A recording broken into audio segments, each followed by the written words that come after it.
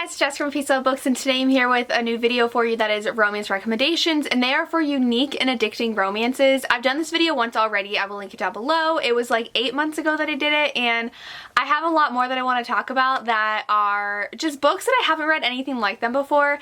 Now, this isn't my own personal experience, so sure, there might be books out there like these books, but I have not read anything like these, whether they are because of the plot, the themes, the relationships, the characters. So I will go ahead and get to these. They're all super addicting too, so I have definitely given them all at least 4 stars. So I'll go ahead and get to my recommendations, and I'll link my old video down below. The first one I have is Private Eye by Katrina Jackson. I read this for a reading vlog I did a couple weeks ago. This one's about Kenny, who is actually a spy, and he has to watch a cam girl to check her out to make sure she's okay because one of his coworkers is rooming with her. So to check out her background, he follows her and ends up falling for her, and so he continues to watch her sessions, her cam sessions, and have individually paid sessions with her, and is falling for her. And she, Maya, is the cam girl, and she starts falling for the guy who is always in her sessions, and I think every Thursday night they have a private session together, and she's falling for the guy behind the computer even though she's never seen his face, and they only interact during those cam sessions.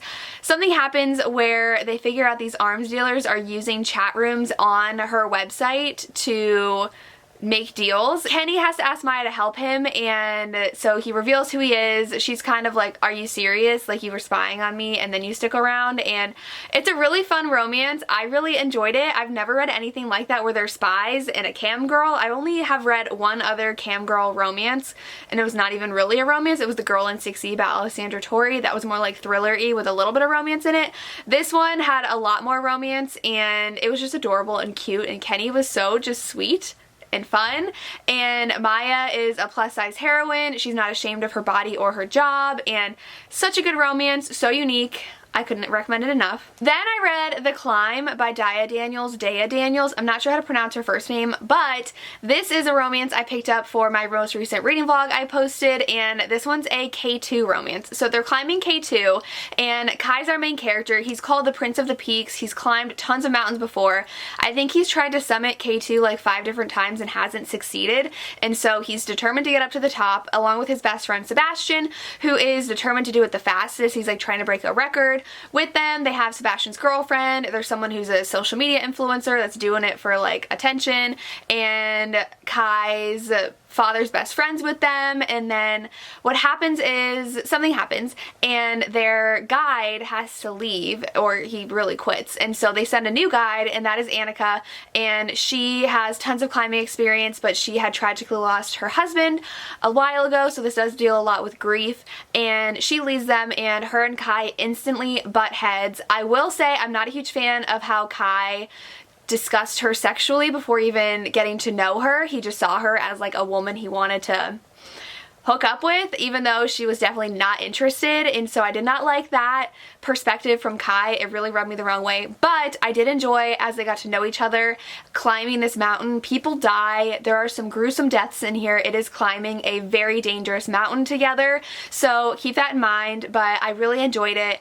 I loved how the ending of the climbing went. We have about 20% after the climb, and I don't know how much of a fan I was of that part, but this gave me everything I wanted in a climbing romance. You could tell the author did a lot of research about climbing K2, talked about the different disasters that have happened, how difficult it is to climb and what happens to people, and that's what I wanted. I love Mount Everest stories and climbing stories, so I was excited to get a romance that took place on K2. I've never read anything like it.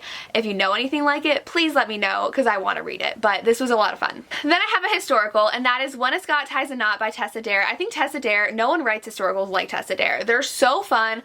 They're so readable, and you fly through them. I love this whole series. It's the Castles Ever After series. You don't have to read it in order. They're not really connected that much, but in this one, our main character, she doesn't want to debut or date guys, basically. That's how it is in this society. So she doesn't want to have like a season. She doesn't want to court anybody. So she makes up a fiance and says that he is a Scottish soldier and that he's off at war, and she writes letters to him. Their letters end up being very therapeutic, like a journal to her, so she says a lot of really personal things in these letters, and she sends him off thinking they're just thrown away when they're sent off because there's no one she knows of that name. Turns out that guy's actually a real person, and while she got the title of his ranking incorrect in the military, he was a real person who is Scottish in the army, military, whatever it's called back then. He was getting her letters, and she makes up that he died all tragically so that she could just be a widow and have a lot of freedom. And he shows up and is like, hey, I'm here to marry you and claim my land now. And he like comes up with a bunch of other soldiers that were really close to him in when he was serving, and is trying to like build up a new life, and it's hilarious. I loved it. I love that plot. I've never heard of that plot before. It's so funny. Like, what are the chances you're writing letters to someone that you made up that turns out to be a real person? So he knows so much about her, and it's them falling for each other at this castle that she lives in. So it was really fun. I loved it. I love a Scottish romance. Tessa Dare's books are also gorgeous too, so nothing else I've read is like this. Then I have one that's really popular, and I think people love it because of how unique it is. I've never read anything like this. That's The House in the Cerulean Sea by TJ Klune.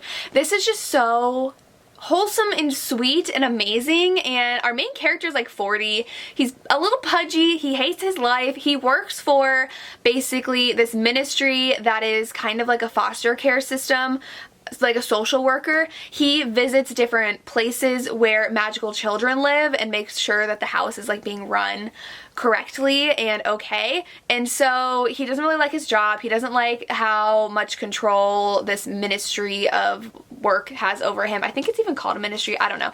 It's very whimsical and like magical. And this last place he goes to is the house in the Cerulean Sea, full of the most dangerous magical children. And he visits, and he kind of realizes these kids are just not dangerous. They're normal. We have one who wants to be like a concierge. We literally have one who is Lucifer as a child, and we have like a gnome and like a blob, and they're so fun. And our main character, I think it's Linus, he ends up like finding a family in these people and falling for the person running the orphanage, and it's such a sweet, wholesome romance, and I loved it so much. Like, every second of this book I loved. I love the kind of found family aspect and how Linus is just kind of learning how to live again, and it's adorable. I loved it. I recommend this to everybody. So cute. I painted my edges this nice pink color to match, and I'm obsessed with this romance. Then another historical I have is my favorite, The Madness of Lord Ian McKenzie by Jennifer Ashley. This one I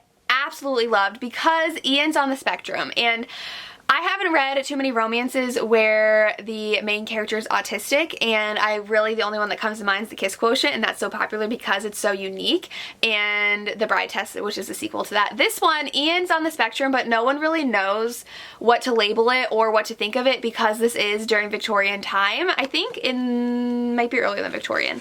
Oh, it is Victorian, so it's 1881, and no one understands it, and no one understands him except for his family. His family's so protective of him because he was actually put into an institution when he was younger because he saw something he wasn't supposed to, and the person who he saw decided to put him in this institution because of his unexplained behavior in order to protect himself. And so Ian is very damaged from what happened and very traumatized really from what happened, and he still doesn't really understand how to be accepted by society, so he's very hardened and stoic and doesn't really care about society anymore. And then he meets our heroine, and he's really intrigued by her, and he's just like, I want you. And so they end up having a romance, and it starts out just being something that is more on the physical side because our heroine is a widow, and so she is allowed to have those kind of relationships and won't be ruined because she is not a single little delicate lady in society. She's already been widowed, so she has more freedom, and it's their relationship. And I absolutely loved Ian. I loved how Beth really drew out the sensitive side of Ian and really understood him and accepted him for who he was, and the family dynamics in here are amazing. Could not recommend this romance enough. You all should read it. The next one I have is Romance Book Club. This one I think everybody's read and loved, but I think we've all read and loved it because of how unique it is. It is a romance between a married couple already, which I don't think we get enough of as a popular romance. And Gavin's a baseball player. He has a stutter, which I absolutely love. We get that representation in here. His marriage is not going well, and he decides to join a book club where they read romances, and we actually get snippets of the historical romance they read in the book club, and he tries the things that happen in the romance in his own relationship to try to win his wife back, and it's so fun. It's men talking about emotions and feelings and intimacy and what to do to be better men and better partners in a relationship, and I loved that about this book. Book 2 wasn't my favorite. I'm excited to try out book 3, but because we have these men reading romance and liking it and discussing it, we don't get that in our romances. So I really enjoyed that. I loved that the author decided to do that. I want more books like this. So good. The last one I have, I think is marketed as YA. It's definitely older YA and it's fantasy, but I loved it because I was talking with my friends when I read From Blood and Ash in our live show, and what I love in a good enemies to lovers romance is when one of them is literally trying to kill the other person. Okay, so The Shadows Between Us by Trisha Levenseller is legitimately enemies to lovers. Alessandra wants to be queen. She wants power, so she decides she's going to marry the Shadow King and kill him and then rule. So she ends up, of course, getting his attention. She knows how to get his intrigue and like ignore him enough to make him interested, and then, you know, they're gonna start a relationship, and she wants to kill him. And so the beginning actually talks about what happens when she killed her first love. It's really funny. So the first line is, "They've never found the body of the first and only boy who broke my heart, and they never will." So she's killed before, and she is just a villain, really. Our main character's a villain, and she learns secrets about the king, but then other people are trying to kill the king, and she's trying to protect him because she's like, no, I'm supposed to kill the king. You can't kill him. And so it's so fun. I loved this. I loved the romance. I loved it when she starts falling for him and she's like, but I hate him. I'm supposed to be killing him. And it's so good. I know a lot of people have read this and liked it. It is a standalone too, which is what I like about it as well. It's not drawn out. It ends in this book. I loved it. The romance was so good.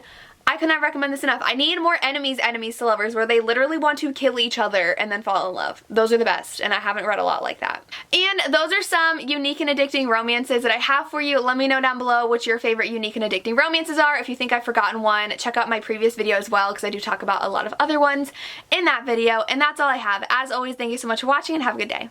Bye.